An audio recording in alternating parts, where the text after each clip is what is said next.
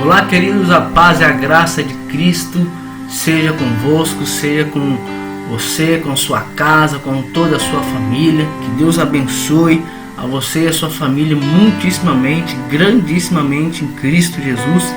Seja bem-vindo a mais uma Hora da Palavra, uma breve reflexão da Palavra do Senhor para o nosso dia, para abençoar as nossas vidas, amém? Hoje o Hora da Palavra se encontra lá em Efésios, no capítulo 3. Vamos meditar rapidamente, uma breve reflexão em Efésios capítulo 3, lá no versículo 20, versículo já bem conhecido, Então vamos ler. Diz assim o versículo: Ora, aquele que é poderoso para fazer tudo muito mais abundantemente além daquilo que pedimos ou pensamos, segundo o poder que em nós opera. Versículo 21. A esse glória na igreja por Jesus Cristo é em todas as gerações, para todo sempre. Amém. Amém, queridos? Então, Efésios 3:20, esse versículo onde Paulo diz: aquele que é poderoso para fazer tudo mais abundantemente além do que pedimos ou pensamos. É um versículo já conhecido de todos, onde Paulo expressa grandissimamente aqui a grandeza de Deus, a majestade, o poder e senhorio de Deus em operar o impossível e aquilo que nem sequer o homem pode imaginar que é possível, O contexto desse versículo, queridos, aqui em Efésios 3, Paulo escreve essa carta aos Efésios e aqui no capítulo 3, ele começa falando a respeito do seu apostolado, e da vocação dos gentios para o evangelho de Cristo, Ele vai descrever como ele foi destacado, chamado por Deus, por Cristo, para poder levar a mensagem de salvação, a mensagem do evangelho de Cristo para os gentios, Nós sabemos que Paulo foi designado, por Cristo, foi chamado ali em Atos 9, aonde ele se converteu, onde ele teve um encontro com Cristo, e Jesus o separou para pregar o seu evangelho, para os gentios, enquanto Pedro e os outros apóstolos estavam ali pregando para o povo ali de Israel, para os judeus, ali em Jerusalém, nas redondezas. Paulo ele foi destacado, chamado por Cristo agora para pregar exclusivamente para os gentios. Nós vemos isso em Atos dos Apóstolos, nós vemos isso em Gálatas, que ele foi separado por Jesus para esse ministério, E a gente vê aqui, no versículo 5, onde Paulo diz assim: a saber que os gentios são co-herdeiros e de um mesmo corpo, participantes da promessa em Cristo pelo Evangelho, da qual fui feito ministro pelo dom da graça de Deus que me foi dado segundo a operação do seu poder.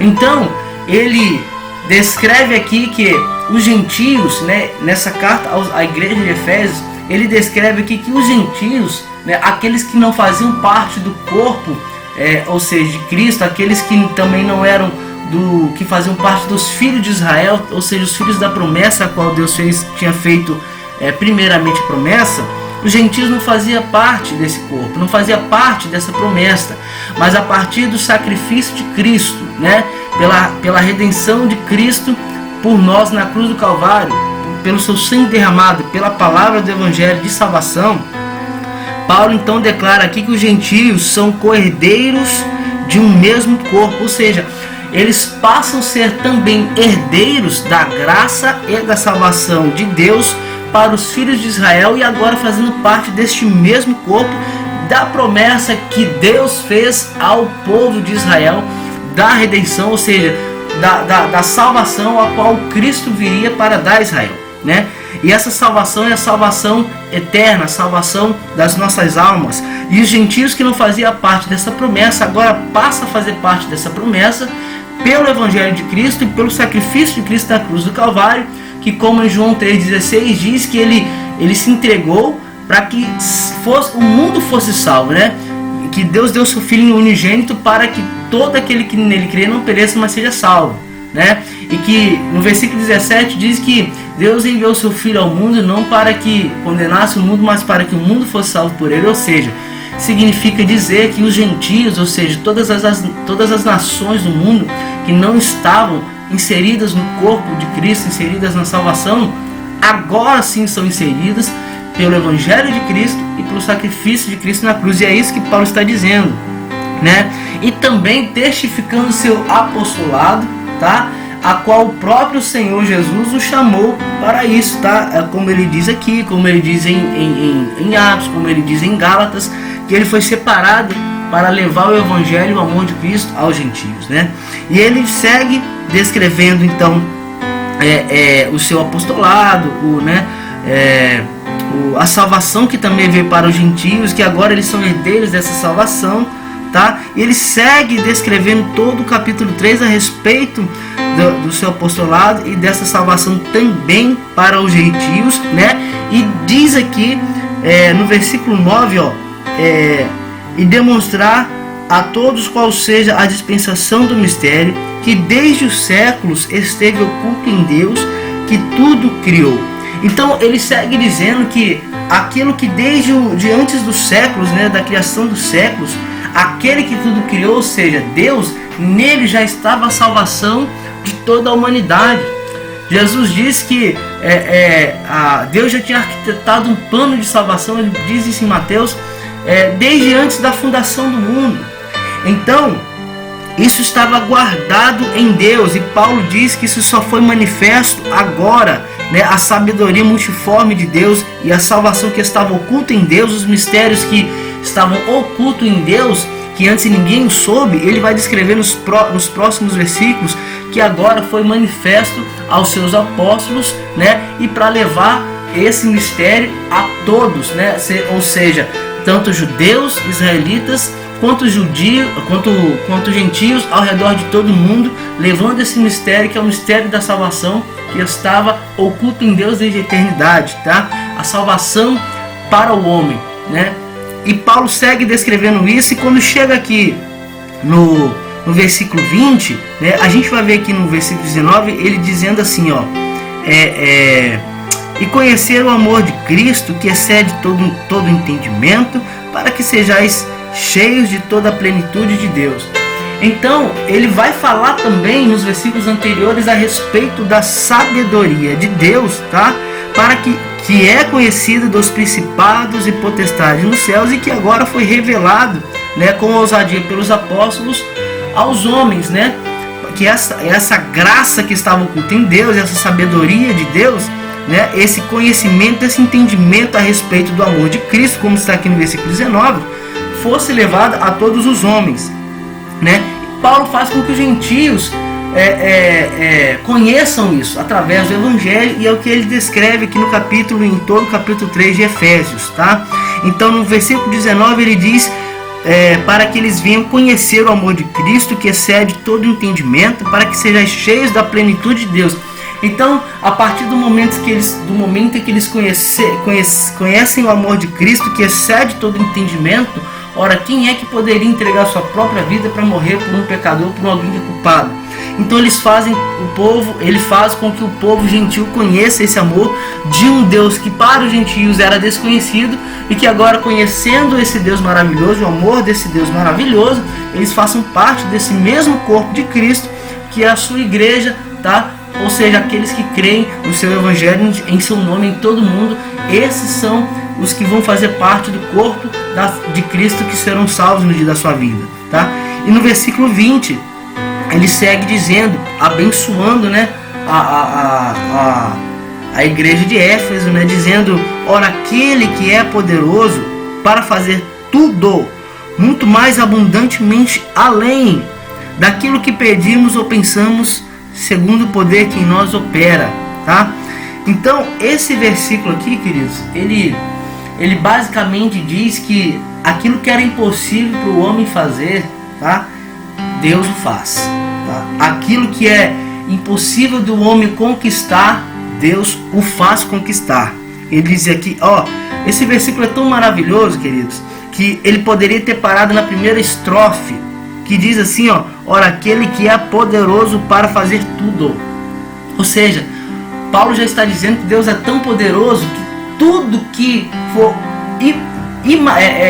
assim de imaginação do homem, né, que acha que pode ser feito e aquilo que não possa ser feito, Deus pode fazer. A Bíblia diz que pelo poder da sua palavra todas as coisas foram criadas, todas as coisas foram feitas, tudo se formou e tudo teve vida a partir do poder da tua palavra, somente pelo poder da tua palavra. Então na primeira estrofe Paulo diz que aquele que é poderoso para fazer tudo, né, já poderia encerrar por aqui, porque já mostra a grandeza, o poderio, a majestade, o senhorio de Deus.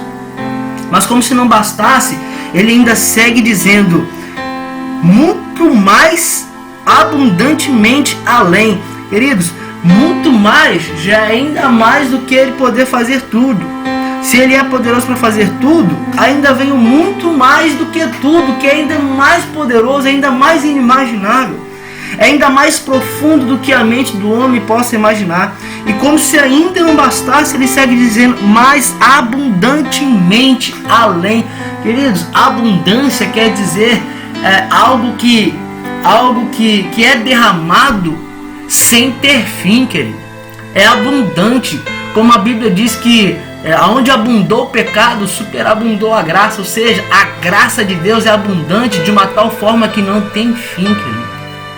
Lembra quando o profeta mandou com que aquela mulher buscasse quantos vasos ela pudesse, né? E o profeta Eliseu, e quando aquela mulher trouxe aqueles vasos e mandou encher o azeite, porque não ia faltar o azeite no vaso dela, a farinha, e enquanto ele foi derramando o azeite, enquanto havia vaso, o azeite não terminou, querido.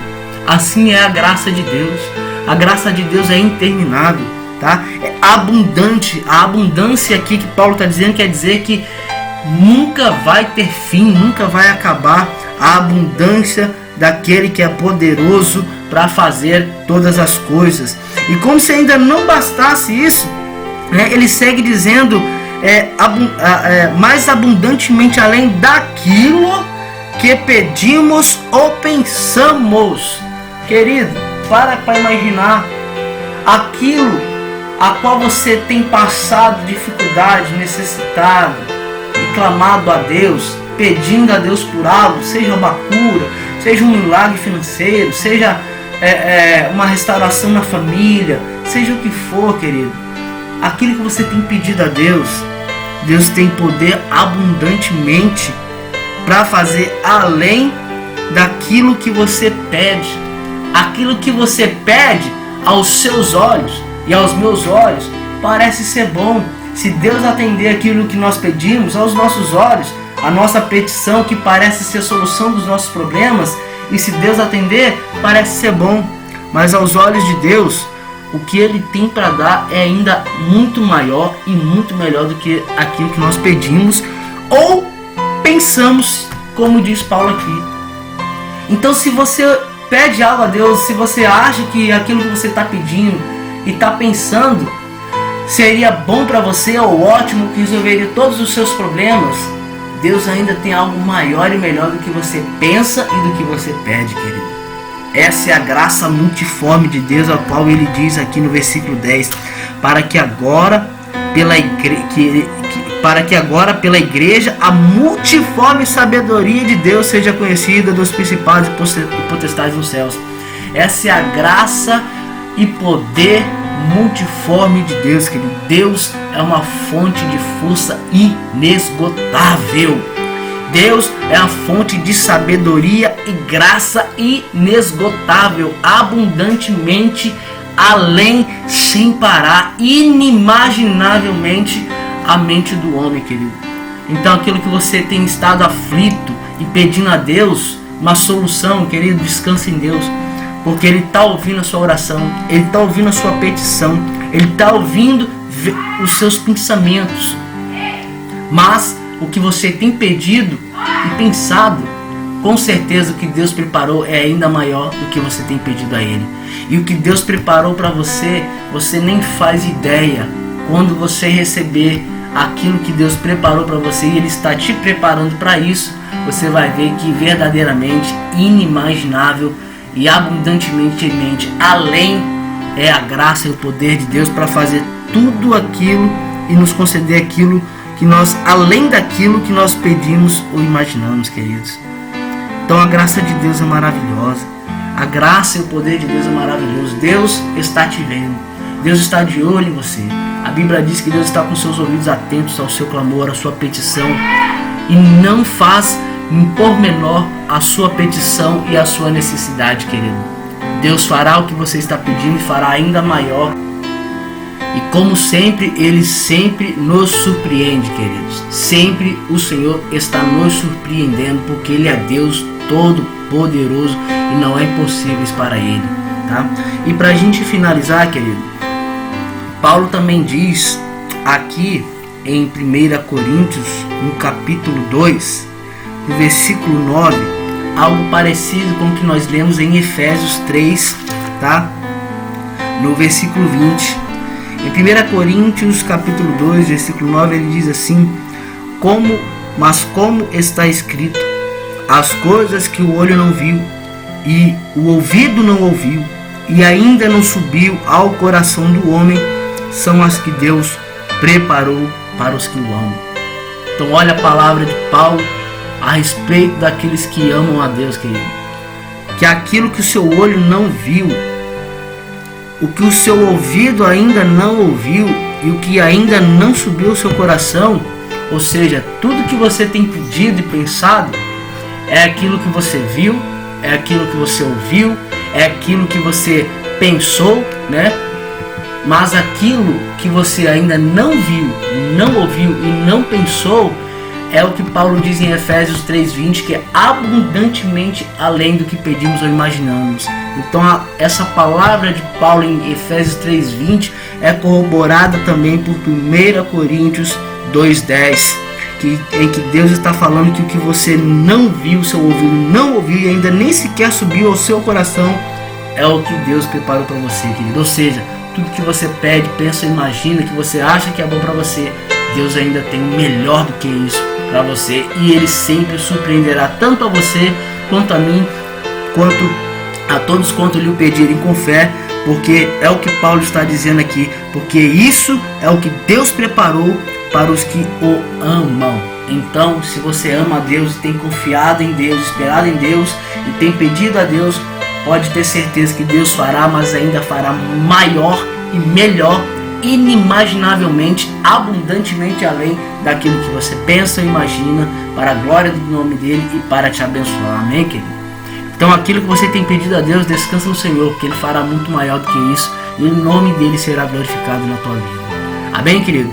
Que você receba essa palavra, que Deus possa ter falado ao seu coração, tá? Que Deus possa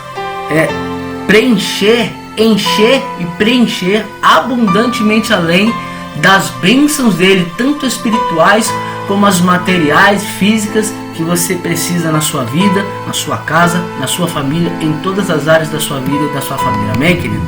Que Deus te abençoe grandemente, riquissimamente, muitíssimamente, pelo seu poder, pela sua graça, pelo teu Espírito, no nome do Senhor Jesus. Amém, queridos? Deus abençoe você. Espero você no próximo Hora da Palavra. Se você tem gostado aí da palavra do Senhor para o seu coração, compartilhe essa palavra. Às vezes tem alguém que está precisando também de ouvir essa palavra do Senhor, tá? E que precisa ser confortada, consolada pela palavra do Senhor. Então compartilhe esse vídeo para que essa palavra do Senhor possa chegar a mais pessoas. Deixe seu like, porque isso ajuda o canal a crescer e levar essa palavra a mais pessoas. Amém, queridos? Deus abençoe, em nome do Senhor Jesus, em nome do Senhor Jesus, a sua vida grandemente.